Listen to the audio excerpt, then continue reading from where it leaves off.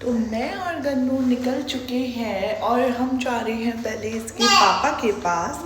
तो let's see हम इसके पापा के पास जाकर क्या करते हैं और क्या लेते हैं, बिकॉज गन्नू को हो रहा है बहुत ज़्यादा कोल्ड कफ। तो सबने मुझे बताया, इवन मैंने सर्च किया था कि जायफल ऐसे में बेबीज़ के लिए बहुत अच्छा होता है। तो मैं फ़िलहाल अभी जायफल लेने के लिए जा रही हूँ। बाकी साथ साथ देखते हैं क्या लेकर आते हैं। पहले तो जाते हैं इसके पापा के पास।